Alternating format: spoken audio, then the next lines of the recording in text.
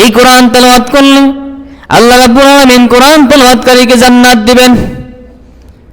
তিরমিজি শরীফের হাদিস, আল্লাহ রাসূল সাল্লাল্লাহু আলাইহি সাল্লাম বর্ণনা করেন, ইউকালু লিসাহিবিল কুরআনি ইকরা ওয়ারতাকি ওয়ারাত্তিল কামা কুনতা তুরাত্তিলু ফিদ দুনিয়া ফাইন্না মানজিলাকা ইনদা আখিরি আয়াতিন তাকরাউহা। জোরে জোরে বলেন সুবহানাল্লাহ। কিয়ামতের কঠিন ময়দানে মানুষগুলো যখন বিভীষিকাময় হয়ে যাবে, মানুষগুলো যখন হয়রান পেরেশান হয়ে যাবে, ওই কঠিন মুহূর্তে আল্লাহ সুবহানাহু ওয়া তাআলা যারা দুনিয়ায় কোরআন তেলাওয়াত করবে, যারা দুনিয়ায় দেখে দেখে বসে বসে কোরআন তেলাওয়াত করবে, তাদেরকে বলবে ইউকালু লিসাহিবিল কুরআনি ইকরা, ও কোরআন তেলাওয়াতকারী বান্দা, আজকে তুমি এই কিয়ামতের ময়দানে, আজকে এই পরকালে আখিরাতে তুমি আমি আল্লাহর সামনে কোরআন তেলাওয়াত করো। তুমি দুনিয়ায় যেমনি ভাবে কোরআন তেলাওয়াত করেছো, যেমনি ভাবে তারতিলের সাথে তুমি সহিহ শুদ্ধভাবে তেলাওয়াত করেছো, সুর দিয়ে তেলাওয়াত করেছো, আজকেও সেভাবে আস্তে আস্তে ধীর স্থির ভাবে তেলাওয়াত করো, তাড়াহুড়া দরকার নেই। তুমি তেলাওয়াত করতে থাকো, তেলাওয়াত করতে থাকো, আর এক একটা স্তর উপরে উঠতে থাকো। যারা বলেন সুবহানাল্লাহ।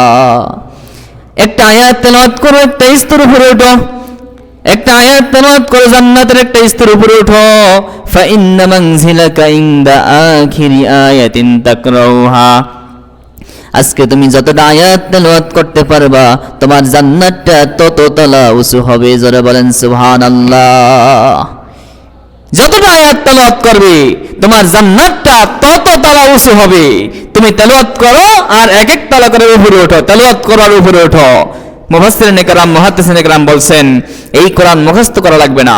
যারা দুনিয়ায় তেলাওয়াত করবে, যে যত আয়াত তেলাওয়াত করবে, যত বেশি তেলাওয়াত করবে, কিয়ামতের ময়দানে সে ওই আয়াতগুলো, ওই আয়াত সমপরিমাণ আয়াত সে মুখস্থ অটোমেটিক তেলাওয়াত করতে পারবে। জোরে বলেন সুবহানাল্লাহ। অতএব ভয় নাই, যারা আমরা তো কোরআন যদি মুখস্থ করি না, তাহলে কিভাবে পড়বো কিয়ামতের দিন? না, এই ভয় নাই। দুনিয়ায় যে যেভাবে তেলাওয়াত করবে, যে যত বেশি তেলাওয়াত করবে, ওই ব্যক্তি কিয়ামতের দিন অটোমেটিক সেগুলো তেলাওয়াত করতে পারবে। আল্লাহ তাকে সেই ক্ষমতা দিয়ে দিবে। জোরে বলুন সুবহানাল্লাহ। এজন্য সম্মানিত হাজরিন, এই রমজান মাস কোরআন নাজিলের মাস। এই মাসে আমাদেরকে বেশি বেশি কোরআন তেলাওয়াত করতে হবে এবং কোরআন বুঝে বুঝে পড়ার জন্য চেষ্টা করতে হবে। আমরা অনেকে কোরআন বুঝি না, কোরআন পড়ি না, মনে করতেছি আরে আমি তো কোরআন পারি না। আপনি এটা বলে পার পেতে পারবেন না। আল্লাহ আপনার সুযোগ দিয়েছে, সময় দিয়েছে, আপনার জন্য